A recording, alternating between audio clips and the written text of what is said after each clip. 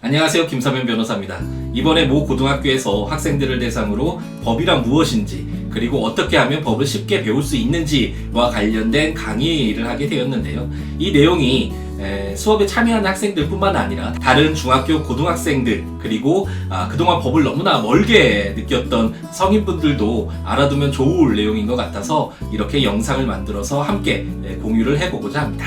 강의는 9회에 걸쳐서 진행될 예정인데요. 첫 번째는 법이란 무엇일까? 라고 해서 간략하게 법이란 무엇인지 알아보는 시간을 가져보고 법이 현대사회에서 어떻게 사용되고 있는지와 관련된 내용을 2강에서 배워볼 예정입니다. 3강은 그렇다면 이렇게 중요한 법이 어떻게 만들어지는지와 관련된 내용을 배워보고 이렇게 우리나라에 수없이 많은 법들이 시행되고 있는데 과연 어떤 종류의 법들이 있는지와 관련된 내용들을 배워보려고 합니다. 5번째는 그렇다면 법이 중요하다라고 하는데 법 공부는 어떻게 시작을 해야 되는지와 관련된 내용들을 알려드리려고 하고 6번째는 법뿐만 아니라 어떤 공부를 하더라도 그 해당 내용의 용어를 이해하는 것이 정말 중요하잖아요. 그렇기 때문에 법을 공부하기 위해서는 법률 용어를 알아둘 필요가 있는데 법률 용어와 어떻게 친해질 수 있을까라는 내용을 6강에서 배워보려고 합니다. 7강은 왜 헌법, 민법, 형법을 기본 3법이라 할까? 라는 주제로 헌법, 민법, 형법에 관련된 내용들을 간략하게 설명을 드리려고 하고 그렇다면 이렇게 많은 법이 있다고 하는데 어떤 법으로 공부를 시작하는 것이 좋을지와 관련된 내용을 알려드리려고 합니다. 그리고 마지막으로는 우리가 이 강의의 목적이라고 할 수 있는데 법을 도대체 왜 배워야 하는지와 관련된 내용을 가지고 9강을 채워보려고 합니다.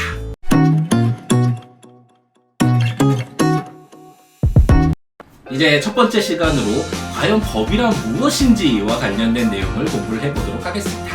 검색창에 법이 무엇인지 검색을 해보면 법은 질서를 유지하고 사회가 유지되기 위해 정의를 실현함을 직접 목적으로 하는 국가의 강제력을 수반하는 사회적 규범을 말한다 라고 검색이 되는데요. 혹시 이렇게 정의를 읽는 것만으로도 법이란 이런 것이구나 라고 깨달은 분이 혹시 계실까요? 만약 그렇다면 이 강의를 굳이 듣지 않으셔도 될 것 같은데 아마 대부분의 분들은 뭐 정의가 그렇다라는데 도대체 법이라는 것이 무엇이냐 라는 의문을 가졌을 것이라는 생각이 듭니다. 이렇게 어려운 문제에 접하게 됐을 때 예를 들어서 이해를 하면 쉽잖아요. 법이 무엇인지에 관해서 이해를 해보기 위해서 간단한 야구 경기를 한번 예를 들어보도록 하겠습니다. 멋진 야구 경기가 펼쳐지고 있는데 어떤 선수가 나와서 안타를 쳤다라고 한번 해보죠. 그럼 야구 경기를 대부분은 아시겠지만 안타를 치면 1루로 돌고 2루 돌아 3루 돌아 홈으로 돌아오는 그래서 득점을 하는 경기잖아요. 근데 이 선수가 그 야구 규칙을 잘 알지 못하고 3루로 뛰었다고 한번 가정을 해보죠. 그래서 심판이 당연히 아웃이라고 했겠죠. 무엇이냐 나 안타 쳤는데 왜 아웃을 주느냐 라고 항의를 하면 어떻게 될까요? 아마도 심판한테 퇴장을 당해서 더 이상 그 야구 경기에 참여하지 못하게 될 것입니다. 야구 경기가 성립되기 위해서는 야구 선수뿐만 아니라 심판 관중들도 어느 정도 그 야구 규칙에 대해서 이해를 하고 공감을 하고 동의를 한 상태에서 그 야구 경기 규칙에 따라서 진행을 해야지만 야구 경기가 성립이 되잖아요. 그것처럼 수많은 이해관계를 맺고 있는 정말 많은 다양한 이 현대 사회에서 사람들이 살아가기 위해서는 어떤 일정한 룰이 있어야 하는데 이 현대 사회의 기준이 되는 룰이 야구 규칙과 같은 이런 룰이 바로 법이다 라고 이해를 하시면 되겠습니다. 만일 혼자 무인도에서 살고 있다면 이런 법이 필요가 없겠죠. 그죠? 자기 마음대로 행동하면 되기 때문에 사회 질서를 유지하기 위한 법이라는 것이 필요가 없을 것입니다. 하지만 많은 사람들이 더불어 살아가는 데 있어서는 어떤 일정한 규칙이 필요하잖아요. 물론 과거에는 이런 사회 질서의 기준이 달랐겠죠. 과거 왕이 지배하는 사회에서는 예전에 프랑스의 루이 14세 같은 경우에는 지미국 국가다라고 말할 정도로 그 왕의 말이 곧 법이 되었겠고 조선시대만 하더라도 유교 사성이 어떤 사회 질서의 기준이 되었기 때문에 국가가 짠하고 등장해서 처벌하지 않더라도 국가에 충성하고 노인에 공경해야 한다. 그런 것들이 사회 질서의 기준이 되는 지금 현대사회의 법과 같은 역할을 하는 것이었다라고 생각해 볼 수 있는데요. 다만 현대사회에서는 한 사람의 말로 사회질서의 기준이 세워져서 모든 사람들이 그 말만 따라야 된다라는 것은 생각해 볼 수 없고 종교나 도덕 등은 사람마다 다 다를 수가 있잖아요. 그렇기 때문에 객관적인 기준이 되기에는 부족한 점이 있죠. 미리 법이라는 것을 만들어서 사람들이 이 법에 따라서 사회생활을 하도록 강제를 하고 있는데요. 따라서 법이라는 것은 우리가 사회생활을 함에 있어서 기준이 되고 꼭 따라야 하는 사회적 규범이다 라고 이해를 하면 될 것 같습니다. 그럼 제가 말씀드렸던 내용들을 한번 되새겨보면서 다시 한번 법에 대한 정의를 읽어볼까요? 법은 질서를 유지하고 사회가 유지되기 위해 정의를 실현함을 직접 목적으로 하는 국가의 강제력을 수반하는 사회적 규범을 말한다. 어떤가요? 법이 무엇이지와 관련돼서 앞으로 자세하게 배워나가겠지만 어느 정도 법이 이런 것이구나 라는 이해가 되시나요? 그럼 두 번째 시간으로 법은 어떻게 우리 사회에서 사용되고 있는지와 관련된 내용을 알려드리려고 하는데요. 우리 주위에는 이토록 수없이 많은 법이 존재해서 이 법에 의해서 우리가 살아가고 있는 이 사회가 움직인다라고 할 수 있는데, 예를 들어서 한번 이것이 사실인지 확인해 보도록 하겠습니다. 혹시 글래디에이터라는 영화를 본 학생이 있을까요?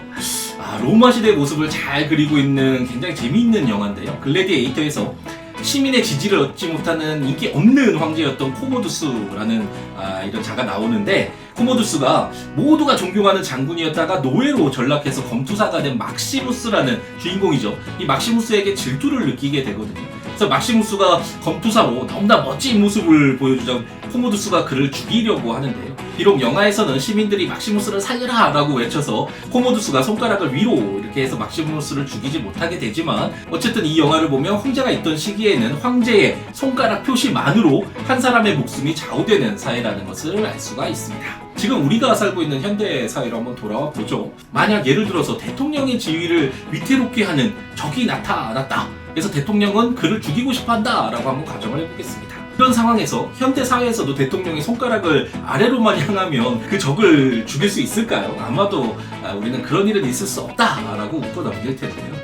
실제로 대통령이라고 하더라도 우리나라에서 최고 권력자라고 할 수 있는 대통령이라고 하더라도 사람을 죽이기 위해서는 형법 87조 내란죄에 규정되어 있는 국토를 참전하거나 국헌을 문란할 목적으로 폭동한 수괴라는 점이 법원에 의해서 인정되어야 하고, 형을 정함에 있어서도 징역도 있고 벌금형도 있고 여러 가지가 있잖아요. 그런데 사형을 선고하기 위해서는 법적 절차를 통해서 법원이 사형을 선고할 사건이다 라는 것을 인정을 하여야지만 사형을 시킬 수가 있고, 대통령이라고 하더라도 마음대로 사람을 죽일 수가 없습니다.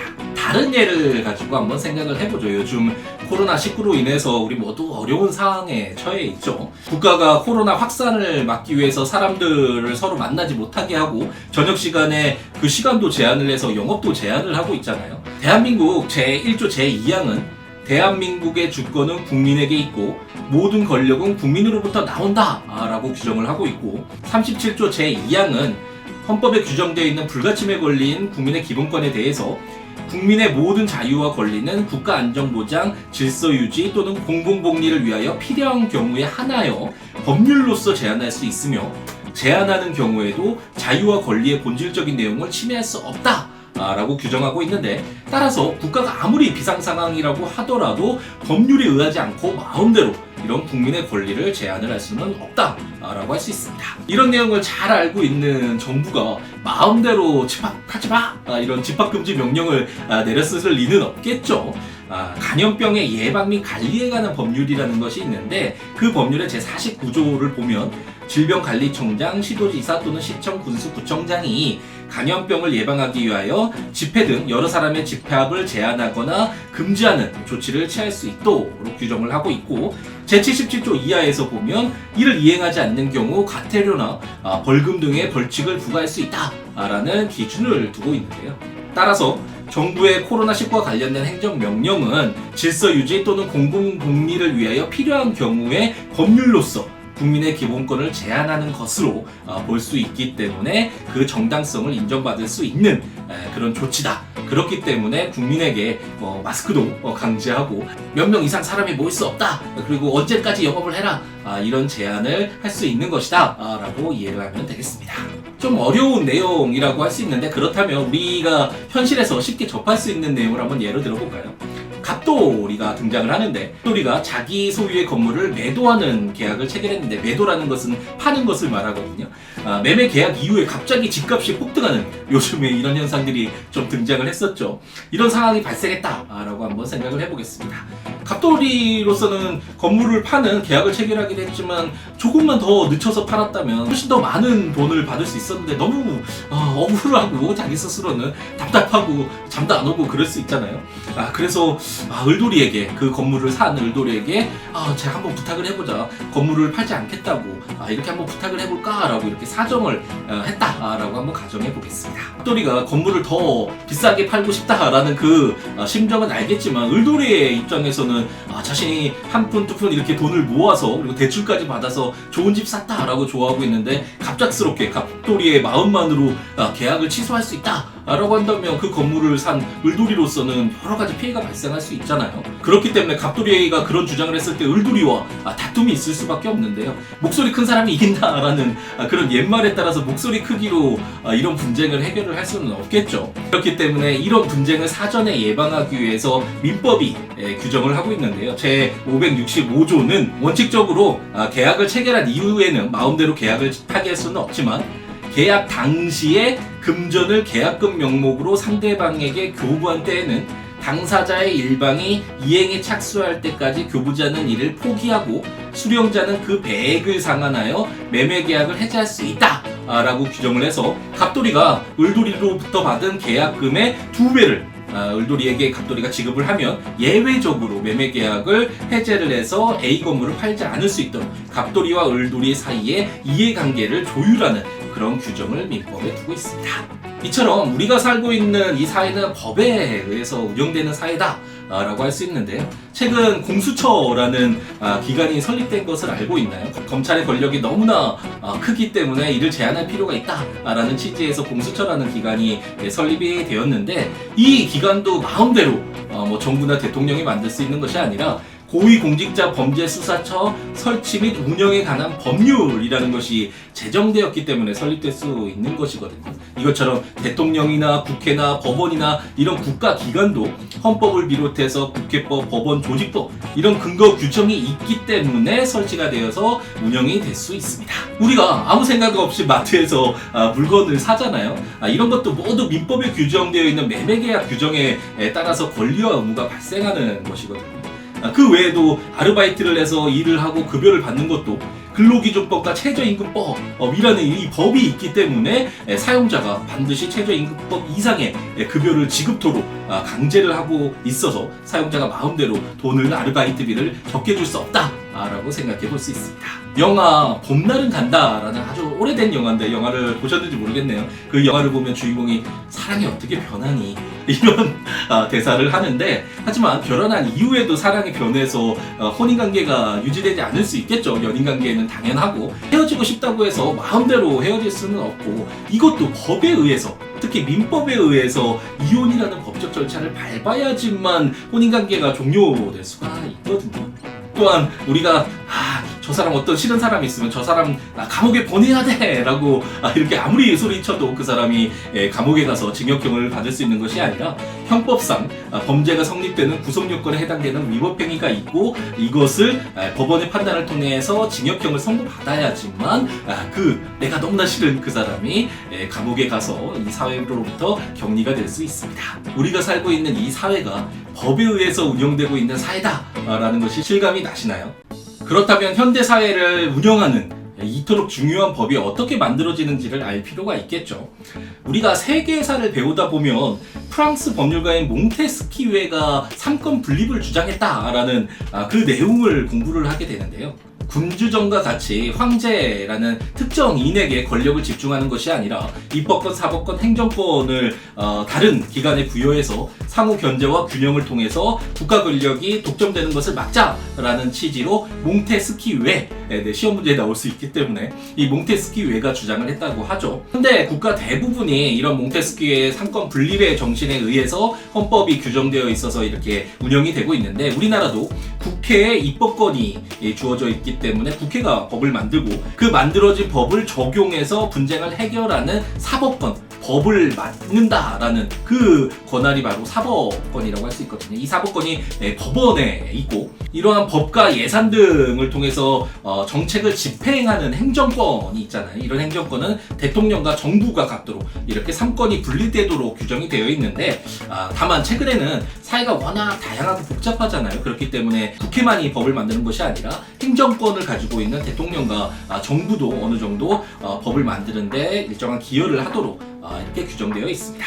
그렇다면 법이 어떻게 만들어지는지 구체적으로 알아보려고 하는데, 국회 그 사이트에 보면 법률을 만드는 절차를 잘 그려놓은 표가 있거든요. 이 표를 보면서 법이 어떻게 만들어지는지를 살펴보도록 하겠습니다. 참고로 공공기관의 해당 사이트에 보면 우리가 알고 싶어하는 지식의 내용을 잘 정리해 놓은 자료들이 꽤 많이 있거든요. 국회라든지 뭐 법제처라든지 여러 헌법재판소라든지 대법원이라든지 이런 사이트를 보면 여러 가지 정보들이 있으니까, 이런 공공기관 사이트도 무료로 다 이용할 수 있으니까요. 잘 활용을 하면 어느 정도 자신이 공부를 해나가는데 도움이 될 수 있다는 것을 참고로 알아두시기 바랍니다.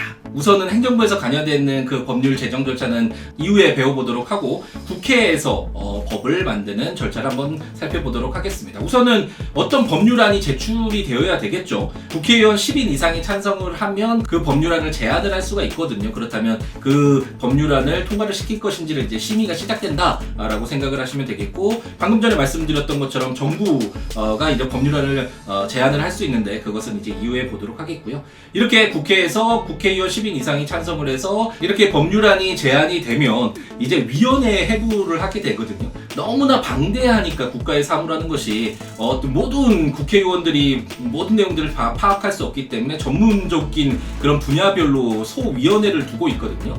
국방위원회, 그래서 예산위원회라서 경제적인 부분만 담당하거나 군사적인 부분만 담당하거나 이런 위원회가 각별로 나누어져 있는데, 해당 법률도 그 위원회에 맞는 그 관여하는 법률들이, 관계되어 있는 법률들이 제안이 될 수 있잖아요. 그렇다면 그 관계위원회에서 이렇게 심의를 하게 된다라고 생각을 하시면 되겠고, 그래서 이런 위원회 심사를 통해서 법제사법위원회의 자구심사를 거치게 되는데, 이것은 당연히 아무래도 법률 전문가가 아닌 경우에는 그 법률안이 다소 거칠 수가 있겠죠. 법률 용어가 정확하지 않을 수도 있고, 이런 내용들을 법률 전문가들이 모여 있다라고 할 수 있는 법제사법위원회에서 그 용어들이나 이런 내용들이 타당한지와 관련된 심사를 하게 됩니다.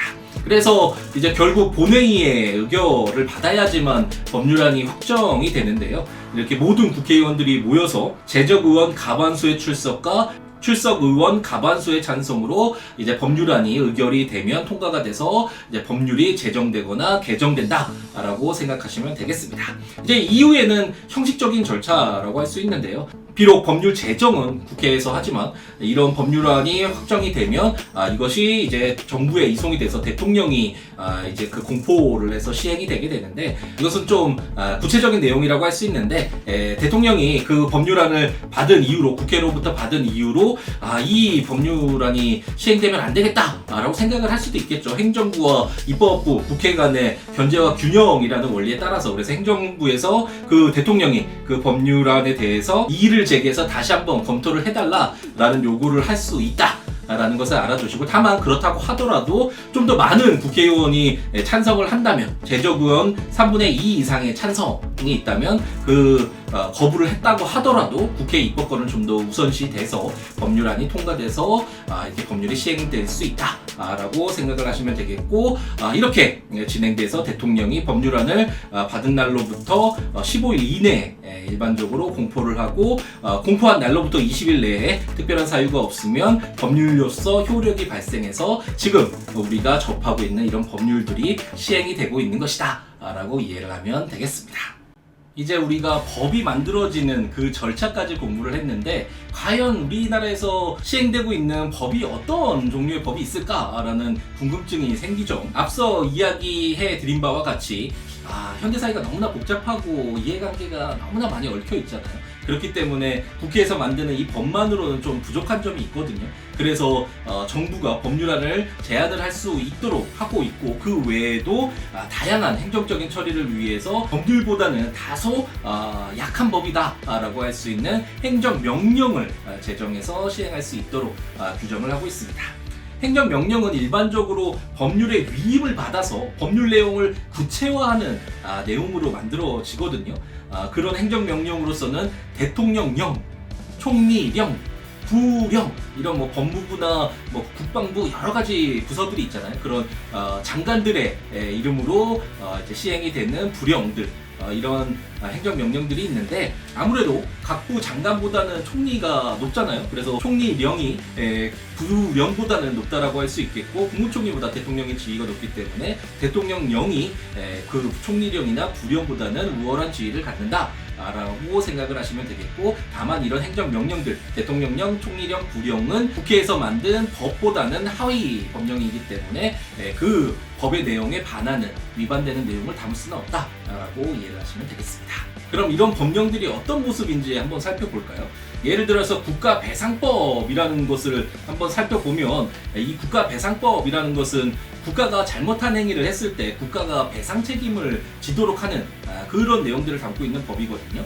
이런 국가배상법이라는 법률이라는 것이 있고 그 옆에 보면 이런 국가배상법의 조문이 그렇게 많지가 않거든요. 그렇기 때문에 이 해당 내용에 따른 구체적인 내용을 상세하게 규정할 필요가 있겠죠. 그래서 이 법의 위임을 받아서 좀 더 구체적인 내용을 규정하고 있는 대통령령, 그것이 바로 국가배상법 시행령이라는 것이 있다라는 것을 우리가 확인해 볼 수 있고, 법무부령이 좀 더 구체적인, 더 세부적인 내용, 예를 들어서 뭐 과실 비율이라든지 그 금액을 어떻게 할 것인지 뭐 별표로 여러 가지 구체화되는 그런 내용들이 담겨야 되는 경우가 있을 수 있잖아요. 그랬을 때는 법무부령으로서 국가배상법 시행규칙이라는 것이 제정되어 시행되는 것을 확인할 수 있습니다.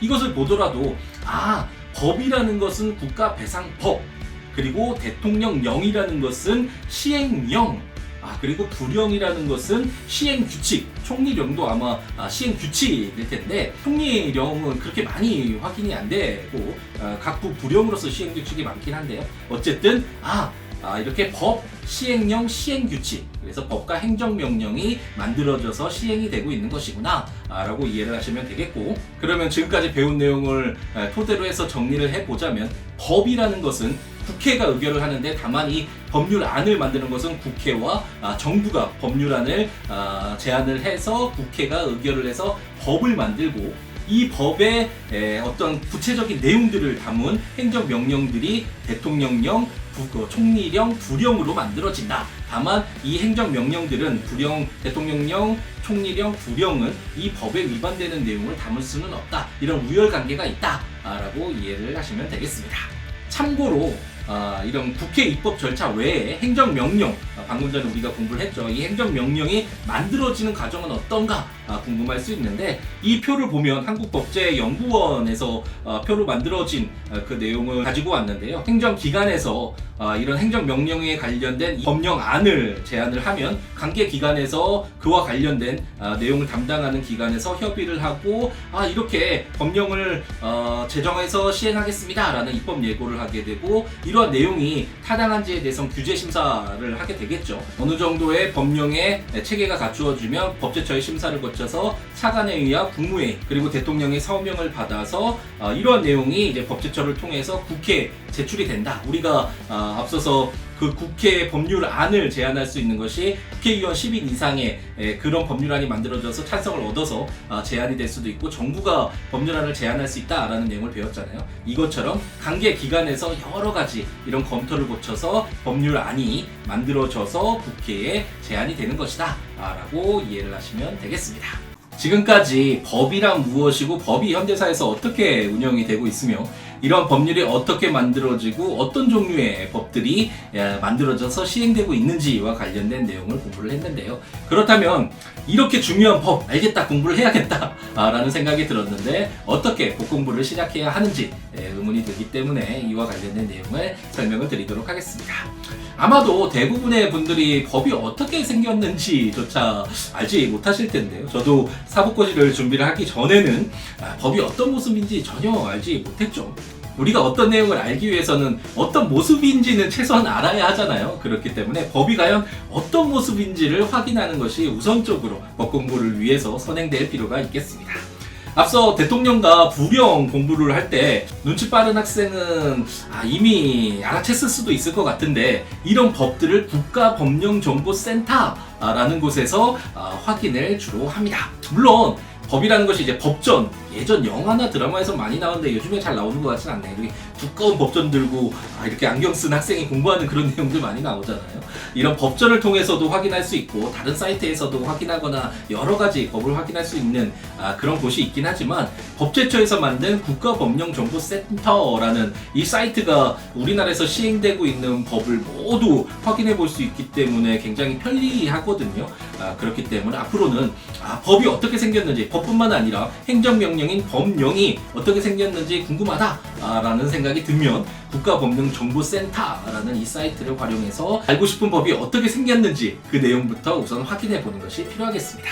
포털 사이트에서 국가법령정보센터를 검색하면 이런 화면이 나오거든요. 법제처는 우리나라의 모든 법령 정보를 제공합니다 라고 적혀 있는 것처럼 우리나라에서 시행되고 있는 각종 법률뿐만 아니라 우리가 배웠던 대통령령, 부령, 이런 총리령 이런 모든 것들을 이 국가법령정보센터에서 검색을 해볼 수 있으니까 활용을 하면 좋을 것 같고, 현행 법령 옆에 검색어 쪽에 그 법령명을 검색을 하면 자동적으로 이렇게 검색이 되거든요. 우선 민법이 어떻게 생겼는지 한번 볼까요? 그렇다면 이 국가법령정보센터 사이트에 들어가서 민법을 치면 이런 식으로 왼측에는 그 조문의 순서대로 이렇게 나열이 되어 있고, 오른편에는 그 내용이 1조부터 해서 이렇게 내용이 확인이 됩니다. 이렇게 국가법령정보센터 사이트를 통해서 우리나라에서 시행되고 있는 법령을 모두 검색해 볼 수 있는데요.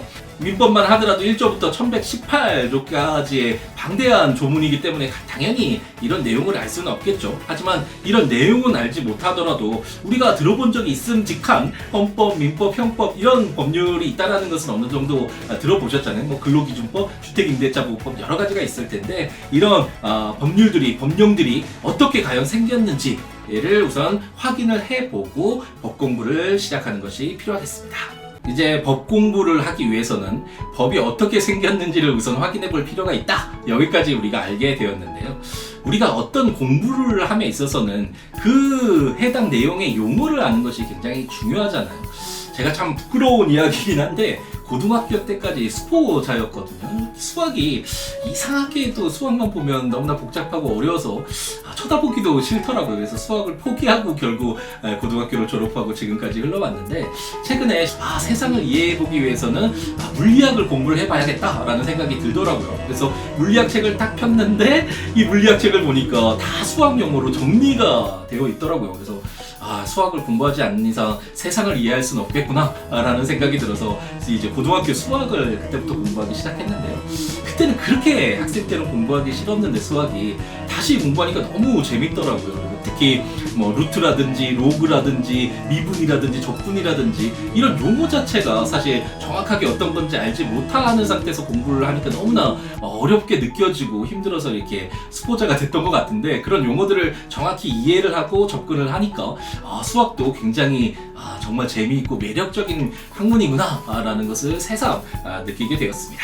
법학 공부도 결국 이 수학과 유사하다라고 할 수 있는데요. 처음에 법을 보면 이게 어떤 내용인지를 아는 것은 고사하고 과연 우리나라 말인가 의심이 들 정도로 굉장히 난해하게 적혀 있는데요. 그래도 많이 법률 순화가 되긴 했었는데, 제가 처음에 사법고시를 준비할 때만 하더라도 다 한자로 되어 있기도 하고 용어가 그 한자 찾기도 힘들고 우리 평상시에 쓰지 않는 용어이기 때문에 정말 어렵더라고요. 그래서 이게 정말 내가 알 수 있는 언어인가 라는 그런 의문이 들어서 너무나 힘들었었는데, 많이 순화가 돼서 이제 어느 정도는 접할 수는 있긴 하지만, 그렇다고 하더라도 우리가 흔히 쓰는 말은 아니기 때문에 처음 법을 딱 읽을 때 너무 어렵다라는 생각을 하게 됩니다. 하지만 그 용어에 대해서 어느 정도 이제 친숙해지는 그 과정, 너무 어려운 과정이긴 하죠. 그 친숙해지는 과정을 거치면 이제 조금씩 그 법에 담겨있는 그 내용이 무엇인가가 이해가 되면서 그렇구나라는 그런 알매 단계로 들어가게 되는데요. 그래서 법을 배우기 위해서 가장 먼저 선행되어야 할 것은 물론 그 모습이 어떤 모습인지 법령을 검색해보는 것이 우선시 되어야겠지만, 그 이후의 과정으로서는 가장 중요한 것이 바로 법률 용어를 어느 정도 정리를 하면서 이해를 하고 법을 읽어나가는 것이 필요하다라고 말씀드릴 수 있을 것 같습니다. 우리가 영어를 공부할 때도 우리나라 말이 아니기 때문에 너무 어렵잖아요. 모르는 단어가 나오면 그 단어를 따로 단어장에 기재해서 항상 이렇게 체크해보면서 내 것이 되기 위해서 만드는 과정을 거치잖아요. 그것처럼 이 법을 공부를 할 때도 이 법률 용어가 너무나 어렵고 생소하고 등장할 때마다 그 내용을 파악하지 않으면 그 법률이 어떤 내용인지를 정확히 알 수 없기 때문에 법률 용어를 따로 이렇게 정리를 해서 그 내용을 수시로 내 것으로 만든 다음에 이 법률을 읽었을 때 정확하게 그 용어를 통해서 그 내용이 파악이 될 수 있거든요. 그래서 이 법률 용어를 친숙하게 느낄 수 있도록 공부해가는 것이 선행될 필요가 있겠습니다. 그래서 예를 통해서 한번 법률 용어를 어떻게 공부를 해 나가야 되는가라는 것을 한번 말씀드리도록 하겠습니다. 민법 제15조를 보면 제한 능력자의 상대방의 확답을 촉구할 권리, 제목부터가 어렵죠. 이렇게 제목 하에서 제1항은 제한 능력자의 상대방은 제한 능력자가 능력자가 된 후에 그에게 1개월 이상의 기간을 정하여 그 취소할 수 있는 행위를 추인할 것인지 여부에 확답을 촉구할 수 있다. 능력자로 된 사람이 그 기간 내에 확답을 발송하지 아니하면 그 행위를 추인한 것으로 본다. 여기서 이미 포기한 이게 뭐야 라고 던지는 그런 학생들도 있을 것 같은데 제 2항은 한번 그래도 꾸준히 그래도 멈추지 않고 한번 계속 진행해 보도록 하겠습니다. 제 2항은 제한 능력자가 아직 능력자가 되지 못한 경우에는 그의 법정 대리인에게 제1항의 촉구를 할 수 있고 법정 대리인이 그 정하여진 기간 내에 확답을 발송하지 아니한 경우에는 그 행위를 추인한 것으로 본다. 제3항은 특별한 절차가 필요한 행위는 그 정하여진 기간 내에 그 절차를 밟은 확답을 발송하지 아니하면 취소한 것으로 본다라고 규정하고 있습니다.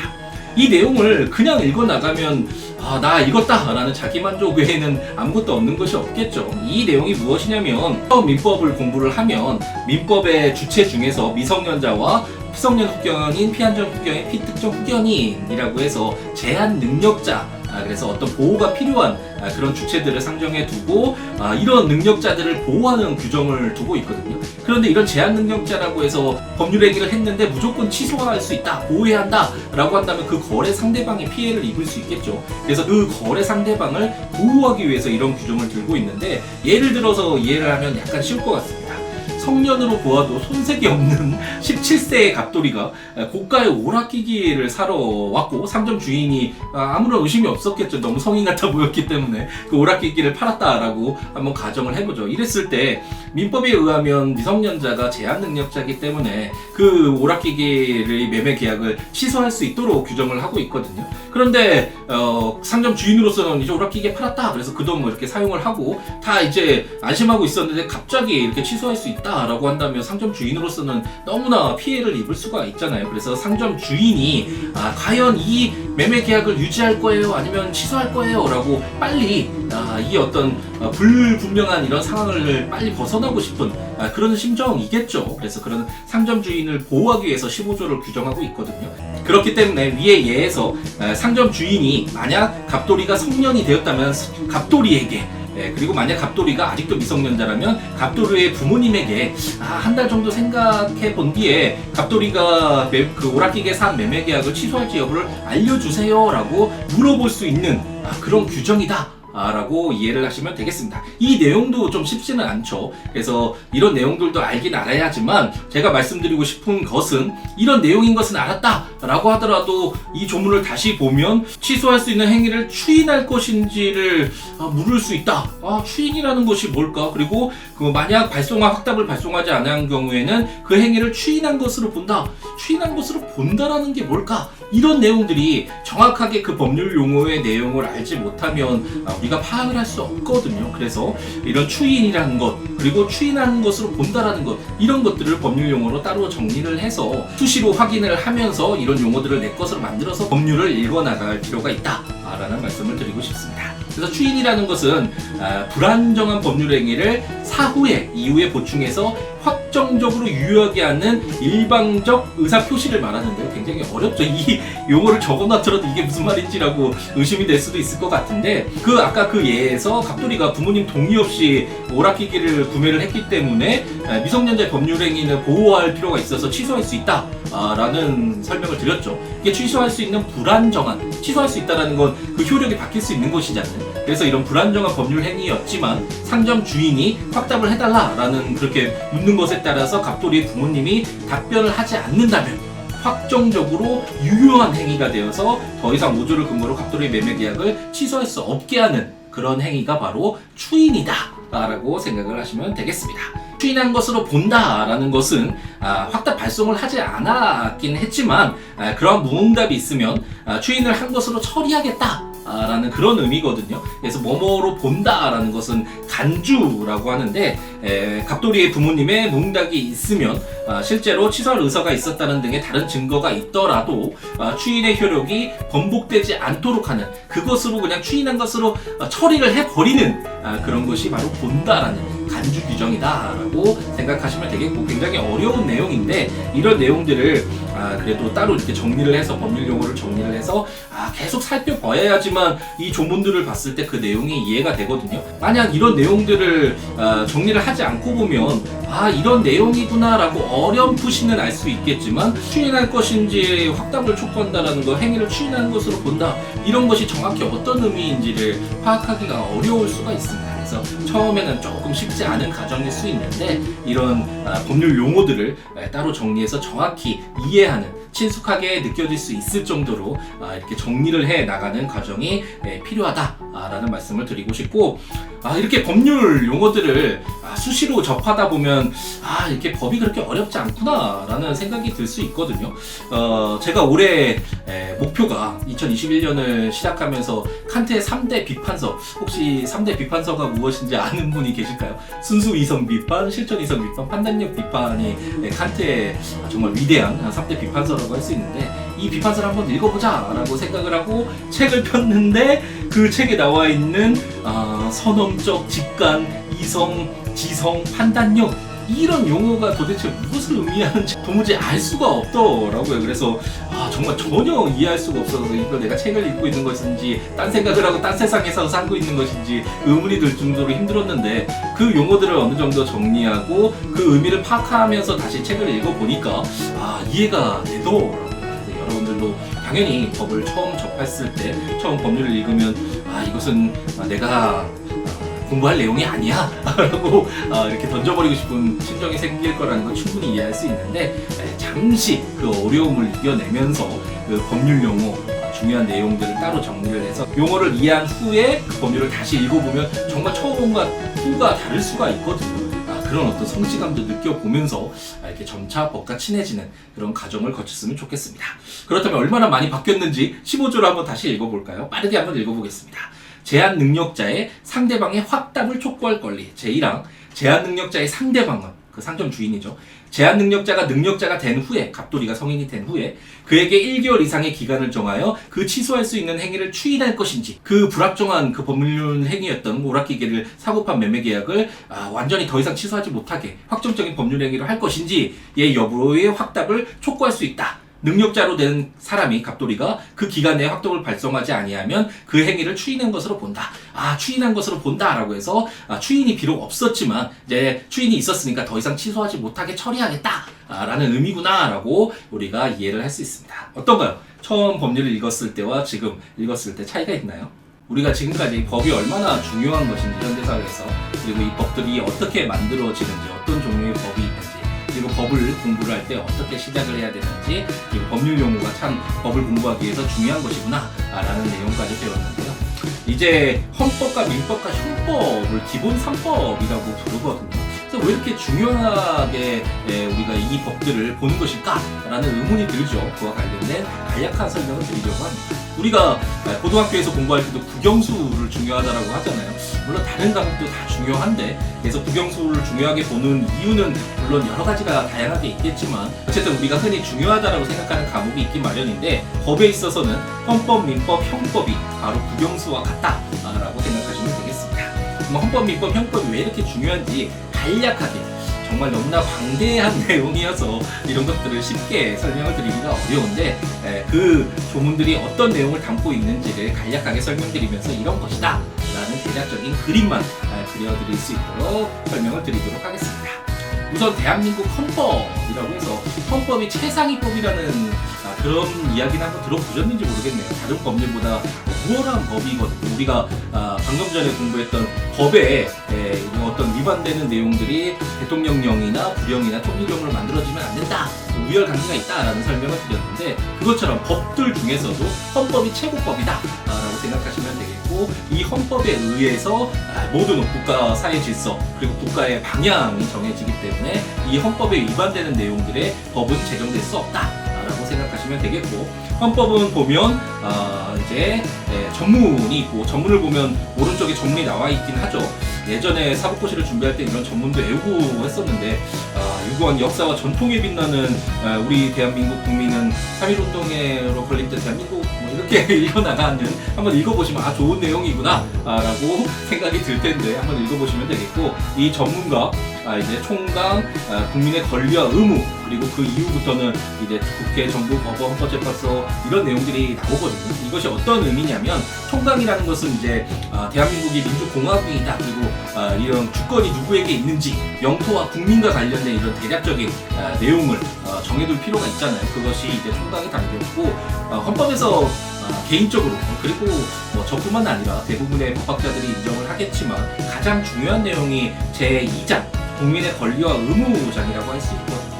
헌법이라는 이 법이 제정된 것이 과거에 있지는 않았고, 이제 근대사회에서 프랑스 혁명을 거치면서 이런 헌법이 이제 대다수의 현대사회 국가들은 헌법이라는 것을 가지고 있는데, 이 헌법이 만들어진 이유가 그동안은 개개인의 국민들이 어떤 권력에 의해서, 권력자들에 의해서 좀 침해당하고 약탈당하고 그 권리를 제대로 행사하지 못하도록 제한되는 삶을 살았던 것이 맞잖아요. 그렇기 때문에 근대 시민혁명 등을 거치면서 이제 다시는 마음대로 국가 권력이 국민 개개인들의 권리를 침해하지 않도록 보호할 필요가 있다라는 그런 의미에서 만들어진 것이 바로 헌법이거든요. 그래서 이 국민의 권리와 의무라는 이 장에서는 불가침의 국민의 기본권들이 규정되어 있는데, 국민으로서 행복을 추구할 권리가 있다, 주거의 자유가 있다, 뭐 일반적 행동 자유권이 있다, 표현의 자유가 있다, 집회 결사의 자유가 있다, 여러 가지 권리들이 있는데, 이 권리들이 아무런 이유 없이 근거 없이 침해되어서는 안 된다라는 굉장히 중요한 내용이 담긴 것이 바로 헌법이다라고 이해하시면 되겠습니다. 이 국민의 기본권 부분이 가장 큰 내용 중에 하나고, 다른 하나가 바로 우리 대한민국은 이런 국가예요 라는 국가기관의 국가 권한을 어떻게 분배를 해두고 있는지, 어떤 기관을 통해서 그런 권한들을 행사하고 있는지, 어떤 국가의 틀을 만들어 놓는 그런 규정들이 담겨져 있거든요. 그래서 방금 전에 말씀드렸던 것처럼 입법권, 국회가 가지고 있는, 그리고 행정권을 가지고 있는 정부, 그리고 사법권을 가지고 있는 법원과 헌법재판소를 규정을 해서 국가의 틀을 만들면서, 선거 굉장히 중요하잖아요. 대의민주주의를 따르고 있는 현대 민주국가 사회에서는 선거가 굉장히 중요해서 선거와 관련된 내용들, 지방자치와 관련된 내용들, 그리고 경제 부분과 이런 내용들은 좀 대략적인 국가의 방향, 자유민주주의, 경제 질서를 취하고 있다라는 이런 방향들을 제시를 하고 있고, 이런 헌법이 굉장히 중요한데 개정을 마음대로 하게 만들면 안 되겠죠. 그래서 헌법 개정을 좀 더 엄격하게 해두는 규정을 두고 있습니다. 이런 것이 바로, 그래서 크게 봤을 땐 국민의 기본권과 이 국가의 어떤 전체적인 질서, 통치 질서를 규정하고 있는 이 두 개의 축을 담고 있는 것이 바로 헌법, 최상위법으로서의 헌법이다라고 이해를 하시면 되겠습니다. 민법은 우리가 살아가면서 가장 많이 접하는 법이라고 할 수 있는데요. 사법 간의 관계를 담고 있는 법이 바로 민법이거든요. 사법 관계라는 개인 사자잖아요. 물론 법인이라는 것이 있긴 하지만 개인 대 개인 간에 발생하는 권리 의무를 담고 있는 것이 바로 민법입니다. 그래서 우리가 마트에 가서 뭐 이렇게 물건을 사는 것도, 그리고 임대차 계약을 체결하는 것도 그렇고, 고용 계약을 맺고 가서 일을 하고 급여를 받는 것, 이런 모든 것들이 개인 간에 발생하는 권리 의무 관계잖아요. 이런 사법 관계를 담고 있는 것이 민법이고, 그 이 사법 관계의 가장 일반법이 민법이기 때문에 가장 중요한 법 중에 하나가 바로 민법이다라고 생각하시면 되겠고, 개인 간에 발생할 수 있는 일들이 뭐가 있을까요? 우리가 생각해보면 이 아이패드 내 거야 라는 이 물건에 대한 권리 행사할 수 있고, 내가 100만 원 빌려줬으니까 빨리 100만 원 줘 라는 이런 채권 관계도 생각해 볼 수 있겠죠. 또 가족 관계에서 드라마 같은 데서 전만 찍고 내가 네 엄마다 뭐 네 아빠다 이런 드라마도 나오곤 하는데 그것처럼 이런 가족 관계에서도 뭔가 기준이 필요하잖아요. 그래서 혼인을 어떻게 할 수 있는지, 그리고 만약 혼인 관계가 있었을 때 어떻게 이제 혼인 관계가 파기가 될 수 있는지, 그리고 부모와 자식 간의 관계는 어떻게 될 것인지 이런 부분도 있을 수 있고, 만약 누군가가 죽었을 때 상속 재산이 있다면 그 상속 관계를 어떻게 처리할 것인지 이런 부분들이 개인들 간에 발생할 수 있는 그런 일이라고 할 수 있겠죠. 그래서 이런 내용들을 담고 있는 것이 바로 민법이다라고 생각하시면 되겠고, 처음에 보면 총칙이라는 것이 있죠. 우리는 판대택 시스템이라고 해가지고 이건 좀 어려운 내용일 수도 있겠지만, 영미법의 경우에는 판례법이거든요. 그래서 판례를 통해서 법원의 판단을 통해서 나온 것이 법리가 돼서 어떤 법의 질서의 기준이 되는 그런 판례법주의를 취하고 있는데, 이제 독일법을 개선한 우리의 경우에는 이렇게 법으로 만들어진 이 내용들이 중요하거든요. 그래서 이 성문법 중에서 여러 가지 내용들이 있는데 그 공통적이고 중요한 내용이 있을 수 있잖아요. 그래서 그런 내용들을 따로 뽑아서 총칙으로 만들어주는 이런 어떤 특징을 가지고 있는 것이 바로 판대택 시스템이라고 할 수 있는데, 어쨌든 총칙을 둬서 공통적으로 민법의 전반에 적용이 될 수 있는 그런 개인들, 그리고 법인들, 물건들은 어떤 것인지, 법률행위는 어떤 행위를 법률행위로 하는 것인지 이런 내용들을 담아두고 있고, 두 번째로 방금 전에 말씀드렸듯이 이런 물건에 대해서 내가 소유권 가지고 있어, 아니면 근저당 설정해서 내가 돈을 좀 빌릴게, 이런 내용들 많이 하잖아요. 그리고 전세권 설정해서, 물론 현실에서 쓰이는 전세권과 임차권과 이 법률에 적용되어 있는 임차권과 전세권은 좀 다른 내용이긴 하지만, 어쨌든 이런 어떤 건물을 사용할 수 있는 용익 물건으로서의 이런 전세권과 같은 이런 물건과 관련된 내용이 제2편에 담겨져 있고, 그리고 또 하나의 권리 의무 문제라고 할 수 있는, 돈을 빌려줬는데 돈을 갚지 않는다, 그리고 매매 계약을 체결했다, 임대차 계약을 체결했다, 이런 계약 관계가 있을 수 있잖아요. 이것처럼 당사자 사이에 돈을 빌려줬으니까 돈을 달라, 나 이런 권리가 있으니까 빨리 해줘 라고 특정한 권리를 행사할 수 있는, 누군가에게, 특정인에게 권리를 행사할 수 있는 이런 관계를 바로 채권 관계라고 하거든요. 그래서 채권과 관련된 내용이 제3편에서 담겨져 있고, 제4편과 5편은 가족 관계에서 방금 전에 말씀드렸던 것처럼 어떤 부모와 자식 간의 관계, 그리고 혼인 관계를 통해서 여러 가지 법률 관계가 또 발생을 하잖아요. 이런 내용들, 그리고 사망했을 때 상속 재산에 관련된 이런 상속 문제를 제4편과 5편이 규정을 하고 있습니다. 바로 이런 내용이 바로 민법이다 라고 이해를 하시면 되겠네요. 형법은 민법하고는 약간 다른데요. 사법과 공법이라고 하거든요.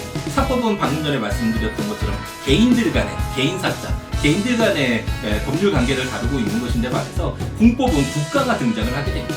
형법이라는 것은 또 어떤 사회의 질서를 유지하기 위해서 각각의 구성원들이 하지 말아야 될 행동들을 규정을 해두는 것이죠. 그래서 만약 그런 행위를 해서 사회 구성원들에게 피해를 입힌다고 한다면, 국가가 짠하고 등장을 해서 그 사람을 격리시키거나 징역형, 아니면 벌금을 부과해서 너 다시는 하면 안 돼! 라고 어떤 책임을 묻는 그런 내용들을 담고 있는 것이 바로 형법이다 라고 생각을 하시면 되겠고, 그렇기 때문에 형법은 어떤 법리적으로 어렵다 이런 것보다는 어떤 위법 행위를 했을 때 죄가 되는 것인지 그런 내용들을 확인하는 것이 필요한 법이다 라고 생각하시면 되겠습니다. 그래서 이제 총칙은 방금 전에 말씀드렸듯이 민법처럼 공통적인 내용들을 담고 있는, 어떤 행위들이 있을 때 죄가 성립이 되는지, 어떤 요건이 충족됐을 때 죄가 되는지, 그랬을 때 어떤 형벌이 부과되는지와 관련된 공통적인 내용을 담고 있는 것이 총칙이고, 이제 각 칙에서 내란죄, 외환죄, 여러 가지가 있죠. 무고죄, 방화죄,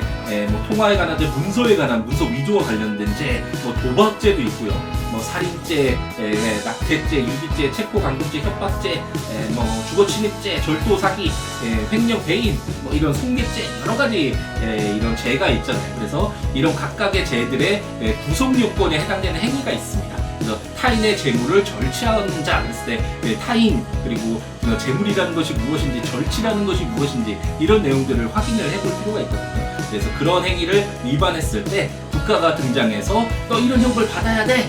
라고 규정하고 있는 것이 형법이다 라고 생각하시면 되겠습니다. 그렇기 때문에 지금 우리가 본 것처럼 국가의 전체적인 틀과 그 구성원들의 불가침의 기본권을 갖고 있는 헌법, 최상위법으로서의 헌법, 중요하겠죠. 우리가 현실에서 흔히 접하는 개인들 간의 법률 관계, 정말 중요하겠죠. 이것이 민법. 우리가 하지 말아야 될 행동을 했을 때 국가가 짠하고 등장해서 우리에게 형벌을 가하는, 이런 것도 알아둬야 되겠죠. 이 사회를 살아가는데 형법 중요하겠죠. 그렇기 때문에 헌법, 민법, 형법이 중요한 기본사법이다. 그래서 지금 사법고시가 없어지긴 했지만 제가 사법고시를 볼 때만 하더라도 1차 시험에서 이런 기본 3법만 그리고 2차 시험 때 이제 7법을 보게 되는데 어쨌든 헌법, 민법, 형법이 중요하게 다루어지는 법이다. 기본 3법이다 라고 생각하시면 되겠습니다. 이제 우리가 헌법, 민법, 형법을 기본 3법이라고 한다라는 것까지 배웠는데 과연 우리가 법에 대해서 아무것도 모르는 상태에서 처음 이제 공부를 이제 시작하려고 했을 때 법 공부를 어떤 법을 공부를 하면서 시작을 해야 할까 가장 많은 질문을 주시는 내용 중에 하나거든요. 그와 관련된 내용을 설명을 드리려고 합니다. 방금 전에 말씀드렸던 것처럼 기본 3법을 헌법, 민법, 형법 모두 중요해서 다 공부를 할 필요가 있다라고 말씀드리고 싶지만 그래도 하나를 딱 뽑아서 먼저 공부할 법이 무엇이냐라는 질문에 대한 답변은 민법으로 우선 공부를 시작하시는 것이 좋다라고 말씀을 드리고 싶습니다. 아무래도 우리가 국가와 법률 관계를 맺기보다는 개인들 간의 어떤 법률 관계를 맺는 것이 훨씬 많이 발생하는 일이겠죠. 예를 들어서 매일같이 편의점에서 물건을 사잖아요. 그리고 대중교통을 이용하고 PC방에서 우리가 오락을 하는 것도 그러니까 개인 사이에서의 어떤 법률 관계를 형성하는, 그래서 권리 의무가 발생하는 이런 사법관계라고 할 수 있고, 그렇기 때문에 개인들 간에 발생하는 법률 관계인 이 사법관계, 그래서 민법을 우선 공부를 해서 과연 법이라는 것이 어떤 것인가에 관한 그런 대략적인 내용을 파악해 보는 것이 좋겠습니다.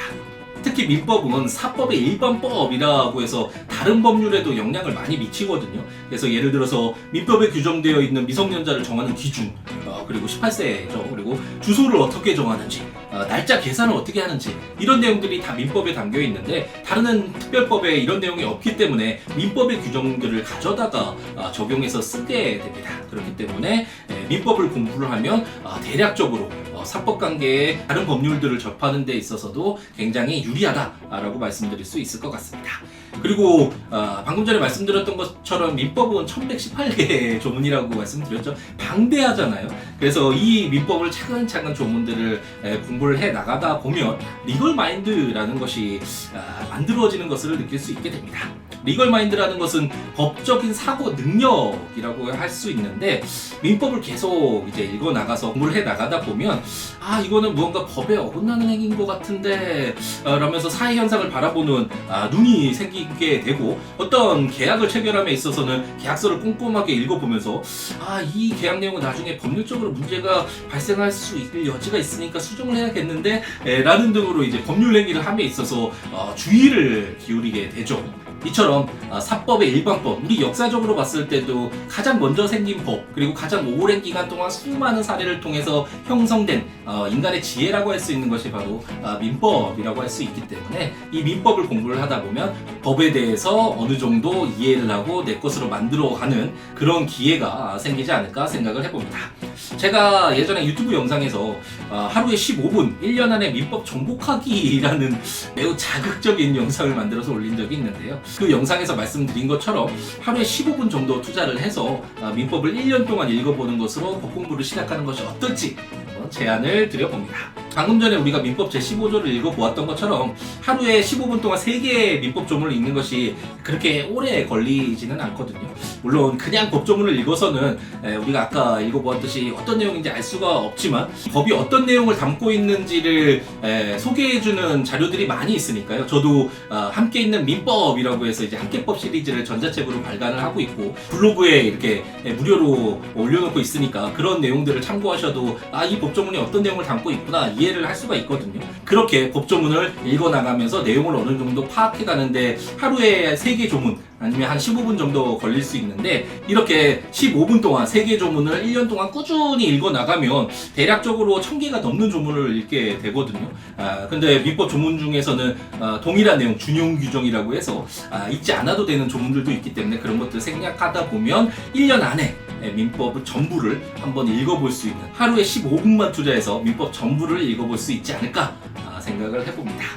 물론 한번 읽는다고 해서 그 내용 전부를 이해할 수는 없겠죠. 하지만 한번 전체적으로 보고 나면 그 이후에 다시 보았을 때는 아무것도 모르는 상태에서 그냥 보는 것과 천지 차이라는 것은 우리가 누구나 경험을 해봤잖아요. 그래서 한번 전체적으로 보고 나서 다시 접하게 됐을 땐 내가 이렇게까지 리걸 마인드가 쌓였다니 라는 이런 신비한 경험을 하면서 이렇게 다시 법과 친해질 수 있는 그런 기회가 생기지 않을까 생각을 해봅니다. 저는 개인적으로 짜투리 시간을 이용하는 것을 굉장히 좋아하거든요.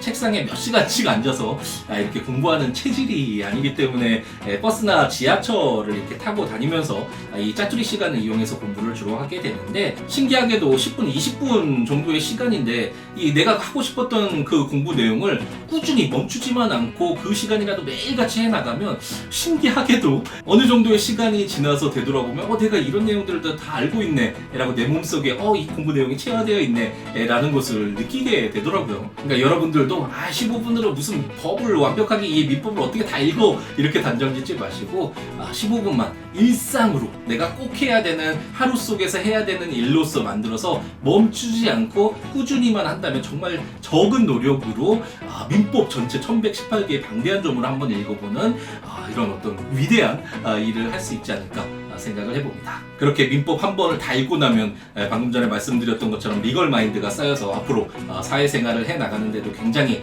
도움이 될 것이라고 확신을 하는데요. 참고로 제 메일 siwo@gmail.com으로 요청 주시면 함께 있는 민법 중에 민법 총칙형 PDF 파일을 무료로 보내드리고 있으니까요. 여러분들도 꼭 메일로 이 자료 보내달라고 요청해 주셔서 이 자료를 통해서 법과 친해지는 기회를 가졌으면 좋겠습니다.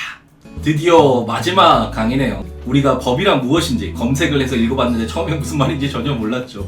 그리고 어떤 종류의 법이 있고 이 법이 어떻게 만들어지는지, 그리고 이 법을 어떻게 공부를 해 나가야 될지와 관련된 내용들을 차차 공부를 했고, 법률 중에서 헌법, 민법, 형법이 중요한데 민법을 통해서 공부를 해 나가면, 특히 하루에 15분을 투자하면 1년 안에 민법 전체를 한번 보고 리걸 마인드가 형성되어 있는, 자신을 보고 깜짝 놀라는 그런 어떤 신비한 경험을 할 수 있다라는 말씀까지 드렸는데, 이제 마지막으로 그렇다면 법을 왜 배워야 할까? 물론 신비한 경험을 하기 위한 그렇게 공부를 하는 이유도 있겠지만 진정으로 법을 공부를 해야 하는 그 이유에 대해서 말씀을 드리려고 합니다. 제가 이 강의를 여러분께 하는 이유이기도 하겠네요. 처음 강의를 시작할 때 말씀드렸지만 우리 현대 사회는 법에 의해서 운영되는 사회다라고 말씀드렸죠. 만약 우리가 무의도에서 혼자 살고 있다면 법이라는 것이 필요 없겠죠. 자기 마음대로 하면 되기 때문에 다른 사람과의 관계 기준이라고 할 수 있는 법이라는 것이 필요가 없겠지만, 현대사회에서 이렇게 다양한 사람들과 복잡한 이해관계를 맺고 살아가는 이 사회에서는 그 사회 질서의 기준인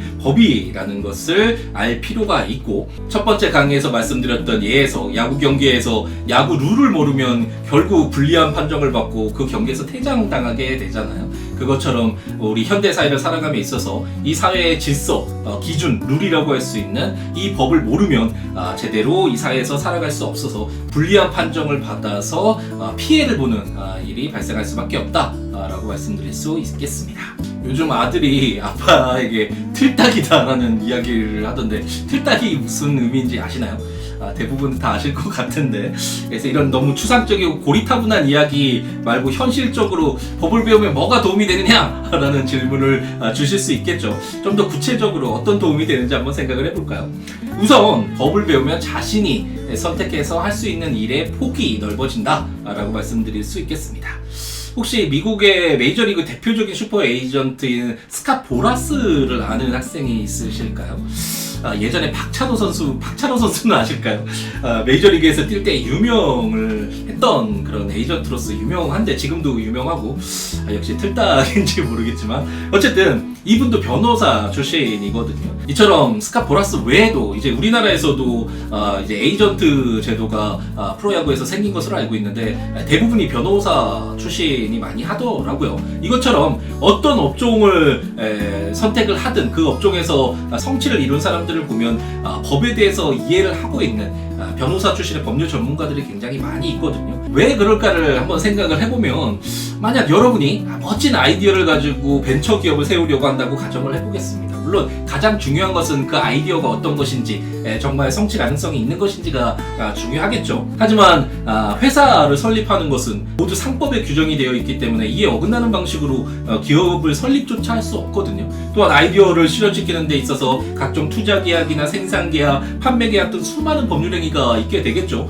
기본적으로 법률 지식이 없다면 이런 어떤 기업을 설립해서 운영을 해 나가는 것이 쉽지 않을 것입니다. 물론 법률 전문가인 변호사를 고용해서 함께 진행할 수도 있겠지만 무조건 다른 사람에게 의존하는 것과 자신이 어느 정도 법에 대해서 이해를 한 뒤에 위임을 해서 이렇게 처리를 하는 것은 천지 차이라는 것을 우리가 알 수 있잖아요. 요즘 개인뿐만 아니라 공공기관, 기업들도 변호사를 고용하거나 자문계약을 체결하는 경우가 굉장히 많이 있거든요.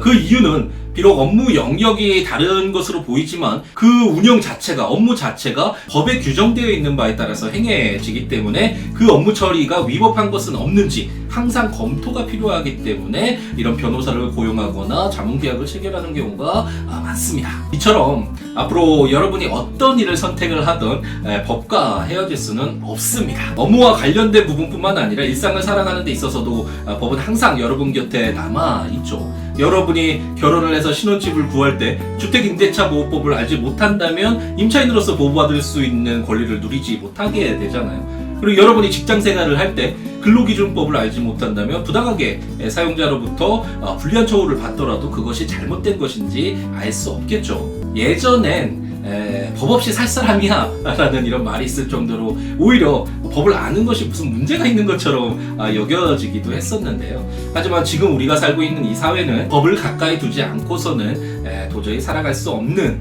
사회라고 감히 말씀드릴 수 있습니다. 비록 법이라는 것이 쉽게 접하기 어려운 점이 있는 것은 사실이지만 오늘 이 강의에서 말씀드린 것처럼 천천히 하지만 멈추지 않고 접근을 한다면 그리 어렵고 힘든 것만은 아니라는 것도 오늘 어느 정도 느끼는 기회가 되지 않았을까 생각을 해봅니다. 여러분들이 비록 학교 공부를 하는 것도 모자랄 정도로 정말 바쁜 삶을 살고 있다는 것을 너무나 잘 알고 있지만 앞으로 사회생활을 함에 있어서 법이라는 것이 꼭 필요하다라는 점을 오늘 이 강의를 통해서 느끼는 갱이가 되어서 조금이라도 법의 흥미를 가지고 배워가는 그런 기회를 갖게 되었으면 하는 희망을 가져봅니다. 그럼 제가 블로그나 유튜브 영상에서 항상 마지막에 하는 일이지만 오늘 하루도 행복 가득하게 채우시기 바랍니다. 감사합니다.